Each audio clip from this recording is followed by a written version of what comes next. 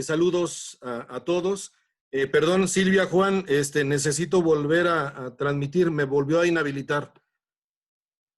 El día de ayer, el doctor Guerra nos presentó un panorama sobre la situación actual de nuestro país, que en general es el marco dentro del cual nosotros estamos llamados a desarrollar nuestro servicio en la Pastoral Profética de México.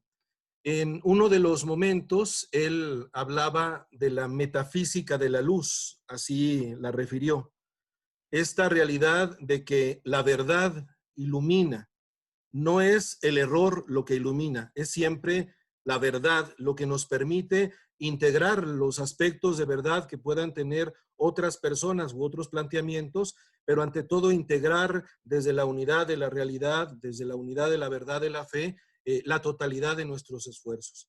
Creo que ese referente de la metafísica de la luz puede muy bien servirnos como punto de partida. Nosotros hoy vamos a abordar esta cuestión que, de acuerdo con el programa de los organizadores, se trata del momento del juzgar.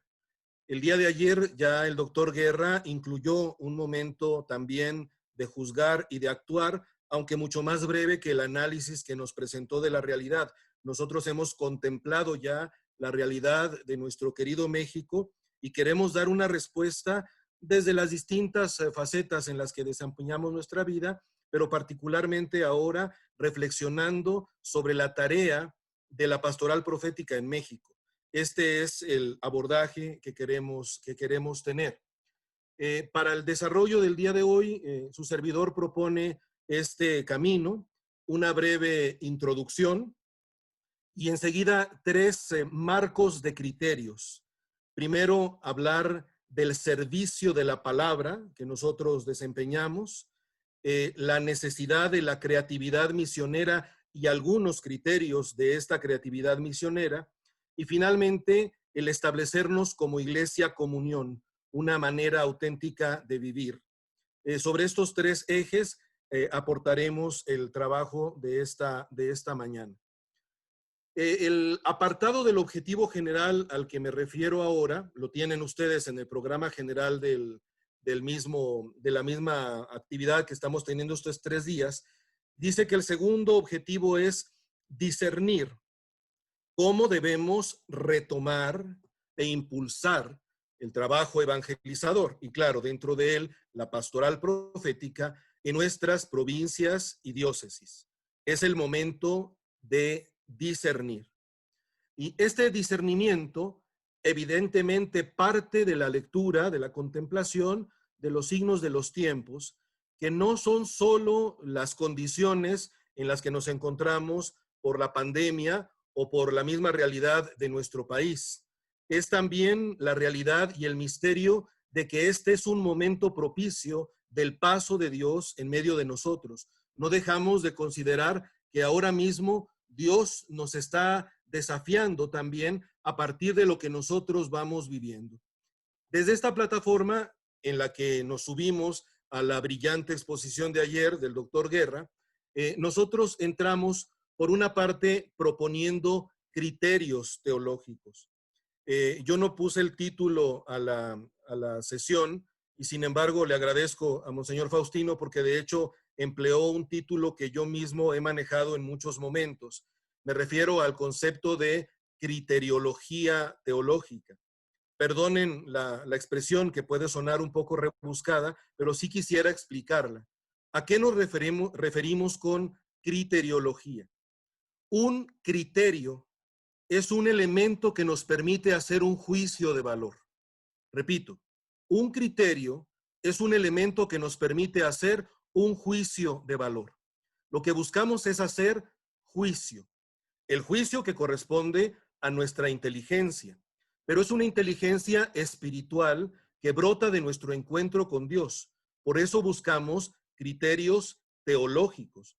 No partimos solamente del ingenio o la creatividad que nosotros podamos tener, sino ante todo de la sabiduría que Dios nos otorga y nos la otorga en su revelación, pero también a través de los cauces que en la iglesia Él mismo nos ha entregado como vivencia testimonio, transmisión del mismo misterio de Dios. Si hablamos no de criterios nada más, sino de criteriología, es porque tratamos de integrar un conjunto de criterios que permitan efectivamente emitir un juicio a propósito de las realidades que estamos viviendo. Esta criteriología está armada básicamente en torno a dos ejes, es lo que se me pidió. En primer lugar, el PGP. Yo creo que sí es muy importante que no nos despeguemos del PGP. Este documento es el resultado hermoso, riquísimo, de un trabajo sin duda coordinado por los señores obispos, pero que también ha integrado la solicitud de muchos miembros de nuestra comunidad eclesial de todos los niveles. Volver al PGP es siempre una idea pertinente para que nosotros mismos nos nutramos de este documento que sintetiza muchísimos de los andares de las iglesias locales en México, pero también del aprendizaje que en los últimos lustros hemos tenido y en particular el aprendizaje que hemos tenido del Papa Francisco. El segundo gran eje desde el que construimos esta criteriología es el magisterio actual, particularmente el magisterio del Papa Francisco.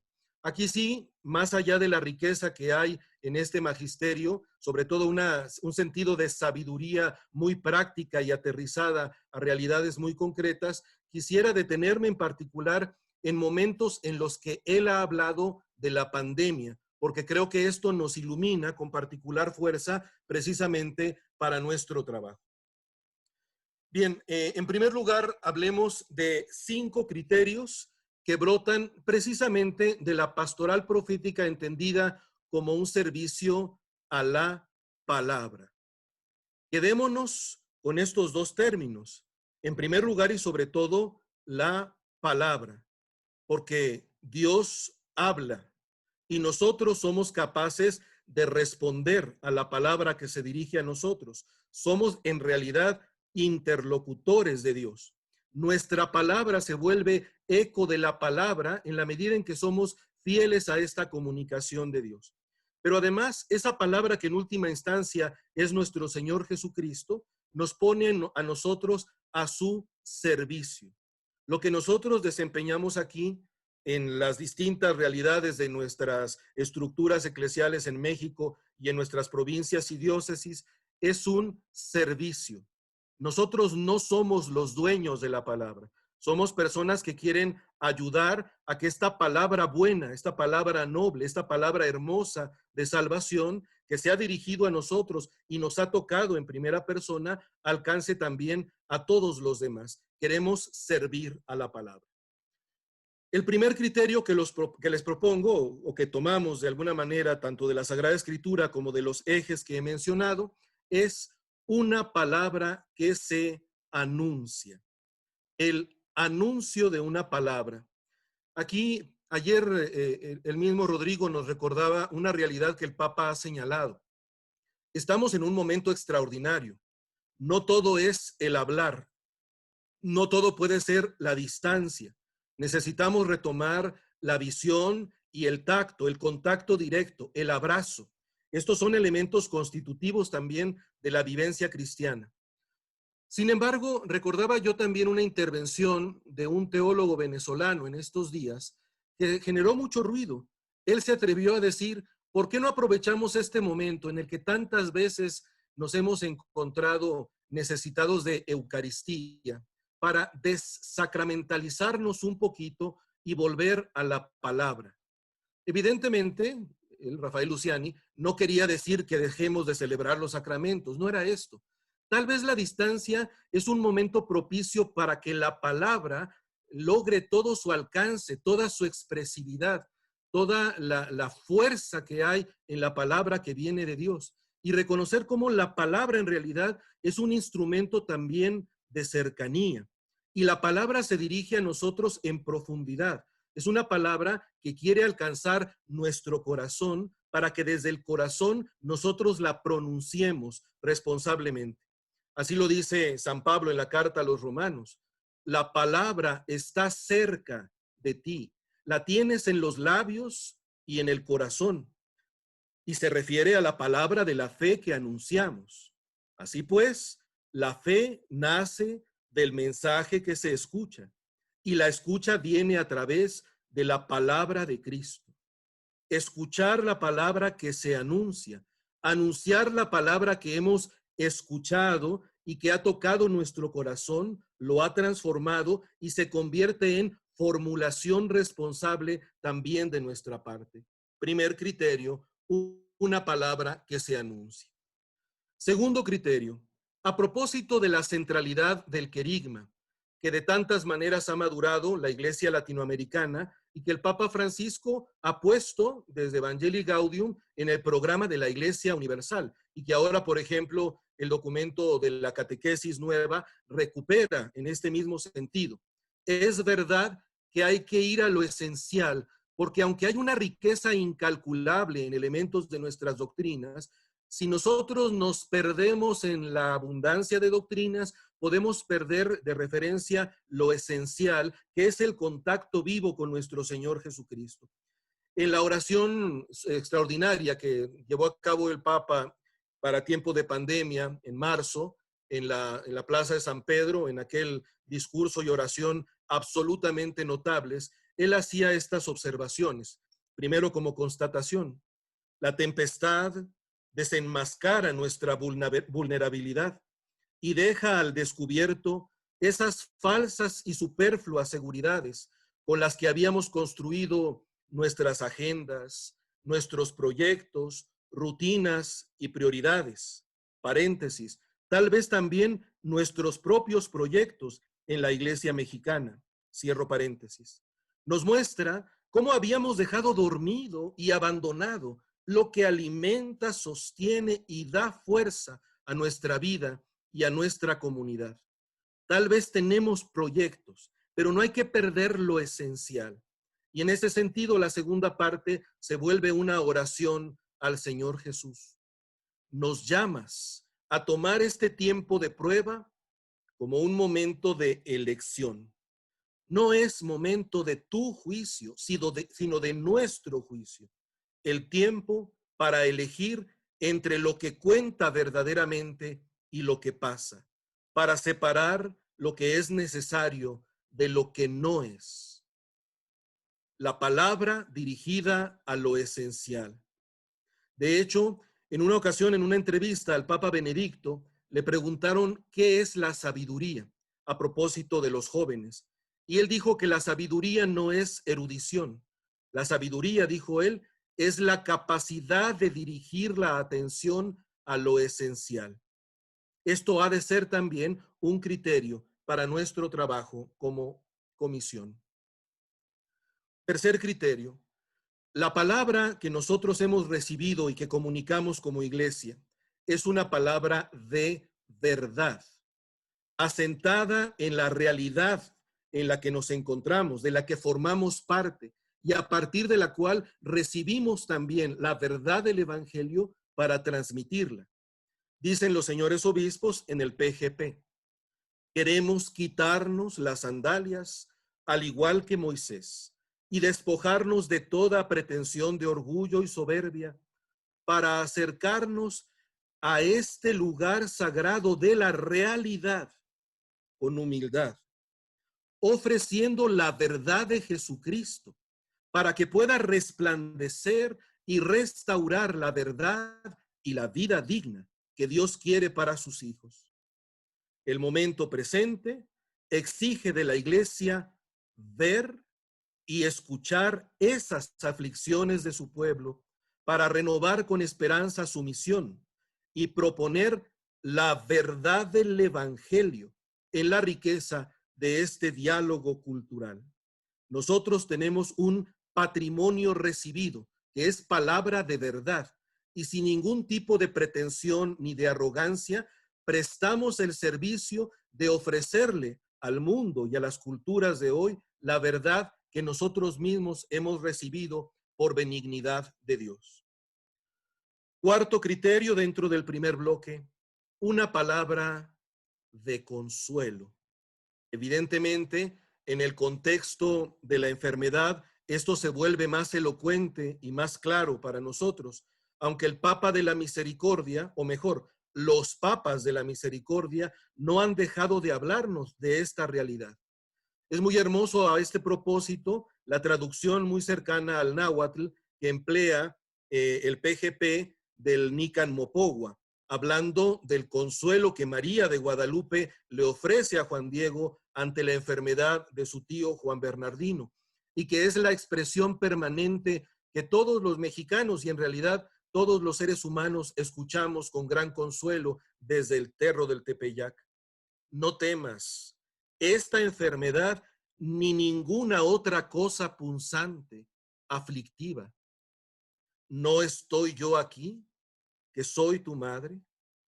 Y este estilo de palabra que brota de los labios de María y que la Iglesia de México ha recogido también como un tesoro para todas las naciones, nos hace de manera peculiar responsables de la misericordia, de este oasis de misericordia que también los obispos de México han hecho suyo de distintas maneras en el PGP. Pongo un ejemplo de esta palabra de consuelo. El trato respetuoso, la palabra amable, la escucha paciente, la preocupación sincera por el sufrimiento del otro, son lugares privilegiados para testimoniar la redención de Jesucristo. Siguiendo esta lógica, el momento que vivimos no es un momento de paréntesis para la vida de nuestra fe. Al contrario, es un momento privilegiado para testimoniar la redención de Jesucristo, otorgando trato respetuoso, palabra amable, escucha paciente y preocupación sincera por el sufrimiento del otro.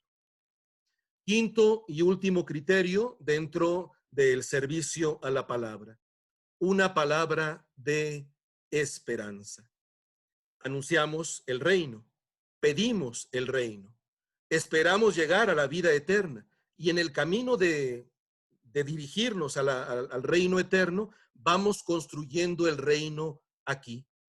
Dice el PGP, el reino que Jesús anuncia es redentor porque inunda el corazón de libertad, la libertad de los hijos de Dios. Aquellos hombres y mujeres sanados que nos cuentan los evangelios, pero tantos y tantas más que a lo largo de 2 milenios siguen experimentando la redención de Jesucristo en la luz que encuentran en el camino cuando todo parece oscuro, en los pequeños pasos que se dan en una familia para vivir el amor y la paz, en los logros de los grupos humanos por tener sociedades más justas y fraternas.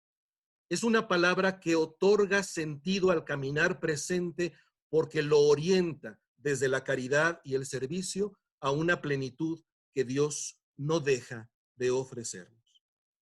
Hasta aquí los 5 primeros criterios. Muy rápidamente me voy a regresar para que podamos revisar los 5 y de alguna manera integrar a nuestra reflexión. De cualquier manera, esta presentación estará disponible para ustedes.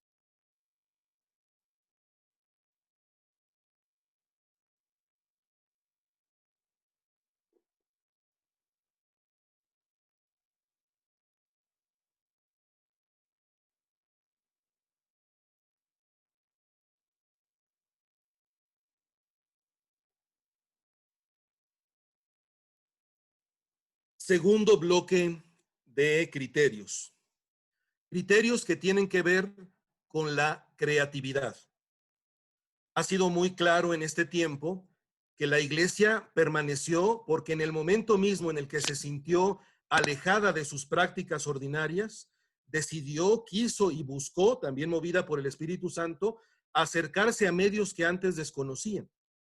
Esta creatividad se ha dado, por supuesto, en algún nivel para mantener lo que tenemos, pero en otro nivel también para ampliar horizontes. No empezó la creatividad pastoral ni misionera con la enfermedad. Más bien, la pandemia nos dinamizó y nos aceleró en la búsqueda de creatividad. Pero no hay que olvidar que esta creatividad tiene como sentido cumplir la misión de la Iglesia. Creatividad misionera. por decirlo con palabras del Papa Francisco, creatividad en salida para transmitirle a los hermanos la alegría de conocer a Jesucristo. También aquí 5 criterios. Lo primero, esta creatividad proviene ante todo del Espíritu Santo. No somos nosotros los creativos, es el Espíritu actuando en nosotros el que convierte nuestra humanidad en una humanidad creativa y nos transforma a nosotros en Cristo como testigos de la buena noticia del Padre. Es realmente el Espíritu que nos convierte en testigos, el Espíritu que todo lo renueva, el Espíritu que todo lo refresca, el Espíritu que todo lo impulsa hacia nuevos horizontes y que nos convierte a nosotros en mártir, testigo. Soy testigo por el Espíritu. Así lo decía con gran emoción el apóstol San Pablo en su primera carta a los tesalonicenses. Cuando les anuncié nuestro evangelio, no fue solo de palabra, sino también con la fuerza del Espíritu Santo y con plena convicción. Saben cómo nos comportamos entre ustedes para su bien. Y ustedes siguieron nuestro ejemplo y el del Señor, acogiendo la palabra en medio de una gran tribulación con la alegría del Espíritu Santo. Así llegaron a ser un modelo para todos los creyentes de Macedonia y Acaya. No solo ha resonado la palabra del Señor en Macedonia y en Acaya desde su comunidad, sino que además su fe en Dios se ha difundido por doquier, de modo que nosotros no teníamos necesidad de explicar nada. Ciertamente hay una palabra, y esta palabra de tal manera la identifica San Pablo con su propia persona que la llama nuestro evangelio. Habla de convicción, pero luego esta palabra ha quedado corroborada por el comportamiento del apóstol, que se puede convertir gracias a esa coherencia en ejemplo para los demás que también acogen entonces la palabra. Y la palabra llega a Macedonia, Acaya y más allá a todos lados. Es la creatividad del Espíritu que a través del testimonio va anunciando y va realizando la misión. Segundo criterio en este sentido de creatividad. Creatividad también de conversión. Lo sabemos, lo hemos trabajado mucho en estos últimos tiempos, conversión personal, pero también conversión pastoral. Significa cambio, cambio a partir de la palabra que nos provoca. Dice el PGP, evangelizar es la experiencia de hacerse caridad en la verdad, vivir en plenitud las consecuencias de la lógica del don y la gratuidad, como experiencia de redención que nos libera de nuestros egoísmos, de nuestros pequeños mundos, de nuestra conciencia aislada o autorreferencial. Más que una pastoral de conservación, estamos llamados a realizar una pastoral de discípulos misioneros que haga presente la caridad con alegría, la generosidad y creatividad pastoral, respondiendo de manera concreta y organizada a los desafíos de nuestro país. La conversión que anhela nuestro corazón surge también de la comprensión profunda sobre qué es evangelizar, cómo se evangeliza y cuál es su fin. No hay auténtica evangelización si no pasa por un proceso sincero, genuino, dócil de conversión. Y la conversión a este criterio, caritas in veritate, la caridad en la verdad. Evidentemente, un criterio permanente de la misión de la Iglesia es la encarnación. El Verbo se hizo carne y también ahora el anuncio está llamado a hacerse cultura, como empezó a enseñarlo en su momento Juan Pablo II desde la catequesis tradende. Encarnados como inculturados son en realidad expresión del mismo mecanismo que la palabra la convierte en carne. A este propósito, quisiera citar al Papa Francisco en su mensaje para el Domund de este año. Comprender lo que Dios nos está diciendo en estos tiempos de pandemia también se convierte en un desafío para la misión de la iglesia. La enfermedad, el sufrimiento, el miedo, el aislamiento nos interpelan. Nos cuestiona la pobreza de los que mueren solos, de los desahuciados, de los que pierden sus empleos y salarios, de los que no tienen hogar ni comida. Ahora que tenemos la obligación de mantener la distancia física y de permanecer en casa, estamos invitados a redescubrir que necesitamos relaciones sociales y también la relación comunitaria con Dios.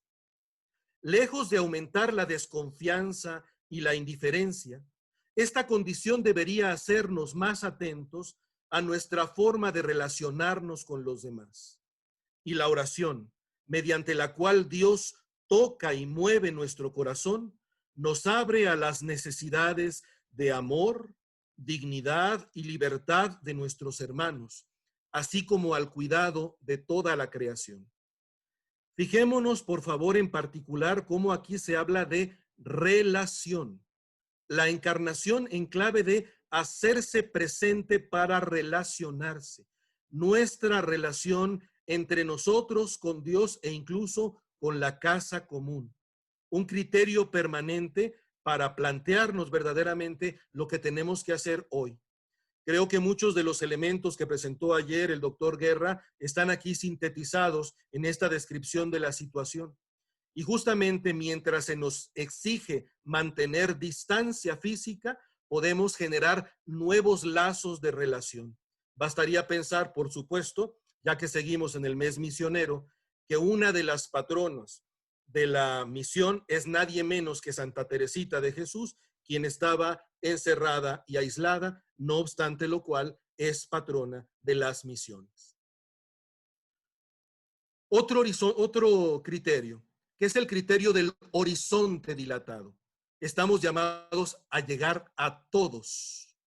Decía el Papa Benedicto, ensanchar nuestra mirada, no quedarnos con una mirada corta que solo alcanza a ver lo inmediato, sino trascender desde la mirada y alcanzarlos a todos. Citando la Evangelii Gaudium, el PGP dice lo siguiente: el modelo de esta salida para la iglesia es Jesucristo Redentor, el enviado del Padre que vino no para los justos y los sanos, sino para los pecadores y los enfermos. Salir a anunciar el evangelio a todos, en todos los lugares, en todas las ocasiones, sin demoras, sin asco y sin miedo. La alegría del evangelio es para todo el pueblo. No puede excluir a nadie. Fratelli tutti.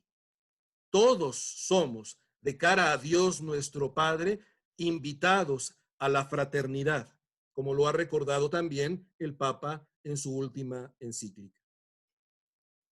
Otro criterio en este sentido de la creatividad misionera, la alegría.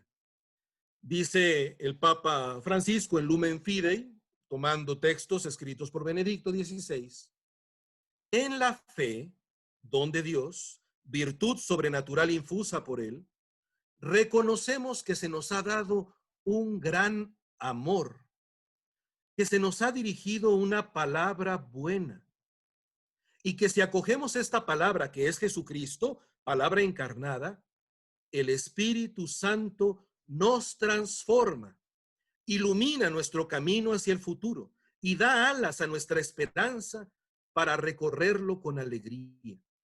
Fe, esperanza y caridad, en admirable urdimbre, constituyen el dinamismo de la existencia cristiana hacia la comunión plena con Dios. La creatividad no es una tarea impuesta que tenemos que sobrellevar a más no poder. Cuando hay alegría, permítanme decirlo coloquialmente, cuando hay alegría, hay ocurrencias. No se tratan de ocurrencias caprichosas, se trata de surgir una nueva vida a partir de la experiencia común que estamos teniendo de festejar la vida que se convierte en anuncio bueno. He encontrado la moneda que había perdido, he encontrado la oveja perdida. Esa es la alegría evangélica que mueve también a María en su Magnificat a darle gracias a Dios porque ha hecho cosas grandes, el que todo lo puede. Retomo de nuevo los 5 criterios que en la línea de la creatividad misionera les he propuesto.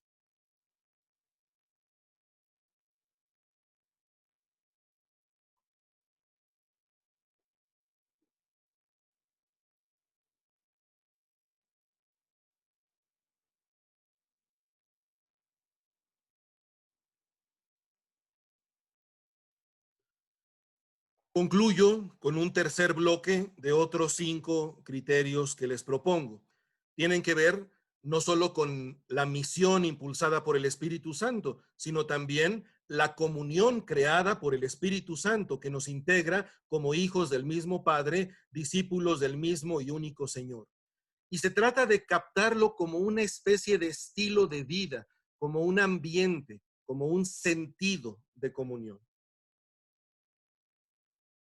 Parto también de una cita bíblica que tiene que ver no con la uniformidad, sino con la profesión de fe común. La palabra confesión, profesión de fe, en última instancia provienen del término griego homología, homologein como verbo, que significa decir la misma palabra que nos identifica. No significa, insisto, que nos pongamos todos un uniforme para vestirnos o peinarnos de la misma manera. Se trata de que nuestra palabra, que es la palabra de confesión de fe, la palabra esencial que habla de Cristo, la palabra que nos mueve el Espíritu a pronunciar para llamar también al Padre de Jesús, Padre nuestro, es la palabra común que tenemos como iglesia. Por eso, San Pablo puede decir en la primera carta a los Corintios: les ruego, hermanos, en nombre de nuestro Señor Jesucristo, que digan todos lo mismo y que no haya divisiones entre ustedes. Estén bien unidos con un mismo pensar y un mismo sentir, una misma palabra, un mismo pensamiento, un mismo sentimiento. Repito, no como uniformidad de alguna manera provocada desde fuera, no como una camisa de fuerza que nos amarra, sino como el encuentro con la misma persona, que es Cristo, que es la que nos mueve a decir la misma palabra a todos como iglesia. Ahora, lo que nos hace iglesia es una cuestión que está en principio, en la raíz, en el origen. No llegamos a unirnos, estamos en la raíz unidos. Pueden brotar las ramas, puede haber flores y frutos distintos, pero lo que nos integra es la raíz común. Y podemos decir, también desde la oración del Papa en ocasión de la pandemia, que la raíz se llama Cristo en la cruz, Cristo que resucita. Quisiera leer a este propósito este bellísimo fragmento, recordando que la pregunta es al Señor Jesús: ¿por qué te quedas dormido si la barca se está hundiendo? El Señor se despierta para despertar y avivar nuestra fe pascual. Tenemos un ancla. En su cruz hemos sido salvados. Tenemos un timón. En su cruz hemos sido rescatados. Tenemos una esperanza. En su cruz hemos sido sanados y abrazados para que nadie ni nada nos separe de su amor redentor. En medio del aislamiento donde estamos sufriendo la falta de los afectos y de los encuentros, experimentando la carencia de tantas cosas, escuchemos una vez más el anuncio que nos salva, ha resucitado y vive a nuestro lado. El Señor nos interpela desde su cruz a reencontrar la vida que nos espera, a mirar a aquellos que nos reclaman, a potenciar, reconocer e incentivar la gracia que nos habita. No apaguemos la llama humeante que nunca enferma y dejemos que reavive la esperanza. El misterio pascual es este contenido esencial del que brota todo el dinamismo eclesial y el que nos confiere identidad también como iglesia. Esto hay que hacerlo como iglesia, desde la iglesia, generando iglesia. A este propósito, la iglesia es servidora, no lo olvidemos. Hemos de descartar todo triunfalismo y arrogancia de quien cree saber todas las cosas, situándose por encima de los demás y marcando el ritmo del camino. El lugar donde recibimos la salvación traída por Jesús es la iglesia, comunidad de aquellos que, habiendo sido incorporados al nuevo orden de relaciones inaugurado por Cristo, pueden recibir la plenitud del Espíritu de Cristo. La salvación que Dios nos ofrece no se consigue solo con las fuerzas individuales, sino a través de las relaciones que surgen del Hijo de Dios encarnado y que forman la comunión de la iglesia. No estamos solos. Estamos con Cristo y estamos con nuestros hermanos como iglesia. Esto nos lleva a uno de los principios constantes de los que ya se hablaba ayer y que nunca dejaremos de hablar suficientemente bien: la sinodalidad. ¿Cómo lo dice el PGP? Lo hemos recordado hasta el cansancio, simplemente lo menciono una vez más, porque es un criterio fundamental.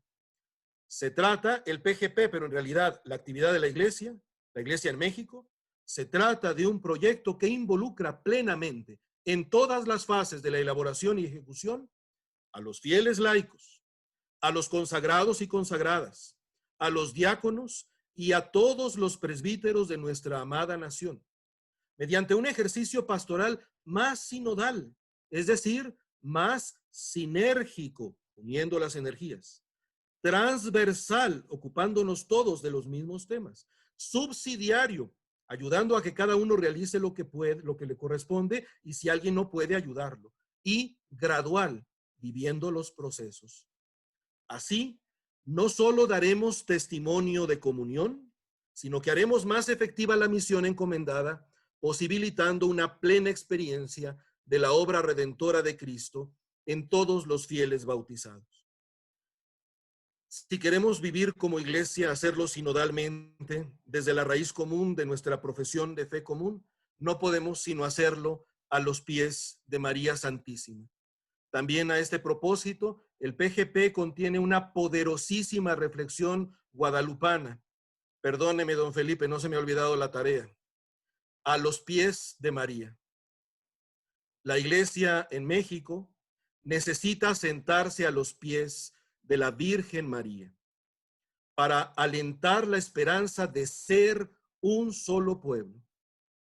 La restauración de nuestra responsabilidad necesita de su corazón materno. Ella puede ayudarnos a sentirnos pueblo e identificarnos con el pueblo. Ella nos invita a contemplar, creer, vivir y lo nuestro, anunciar el misterio de la redención realizado por Jesús. María es la mujer que acogió la palabra, que permitió que la acción del Espíritu Santo la fecundara para que de ella naciera la palabra hecha carne. Ella es también la que pudo meditar lo que ocurría en su corazón de cara a los acontecimientos de nuestro Señor Jesucristo. Fue también la que usó su palabra para alabar desde su propia humildad como sierva las obras grandes que Dios había hecho en ella y no ha dejado de hacer en ella. Y por eso nosotros seguimos llamándola bienaventurada. Es la que se adelantó y corrió y subió al monte para llevar también a su pariente Isabel el servicio y la palabra que ya estaba encarnada en ella. María es siempre el modelo de la acción eclesial que anuncia la palabra, que nos ayuda a meditarla y que nos ayuda a comunicarla con eficacia. Repito también aquí los 5 criterios eclesiales que he procurado presentarles.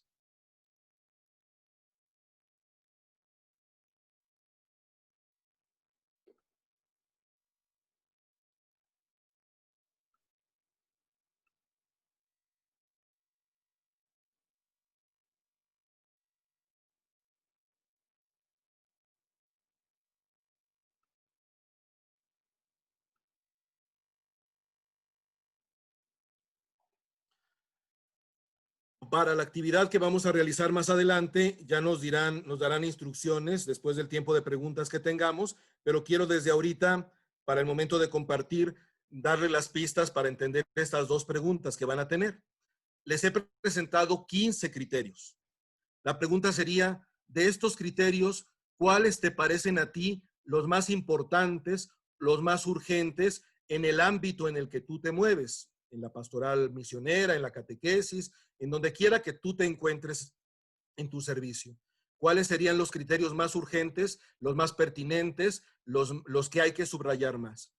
Y después de esto, comentar también si habría algún criterio adicional que tú propondrías para el trabajo que tú desempeñas en los distintos niveles en los que te encuentras. Concluiría la exposición con una observación. Qué enorme riqueza hay en la reflexión de nuestra iglesia en este momento. Por ideas, por planteamientos, por profundidad de contemplaciones, no paramos. Creo que tenemos muchísimos criterios, tal vez tenemos más criterios que problemas. No nos desanimemos. La esperanza justamente nos mueve a decir que la palabra buena que tenemos para anunciar y para vivir es siempre más rica, más poderosa y más fecunda que los problemas en los que nos podemos encontrar. Somos hombres y mujeres de esperanza, porque hemos recibido de nuestro Señor Jesucristo la salvación. Por eso mismo los animo a que mantengan el buen espíritu en el trabajo que cada uno desarrolle. Como dicen en el norte, yo crecí en el norte, que no se agüiten, sino que sigan construyendo con energía, con esperanza y fundados en la caridad que Cristo nos ha entregado por su Espíritu Santo. Muchas gracias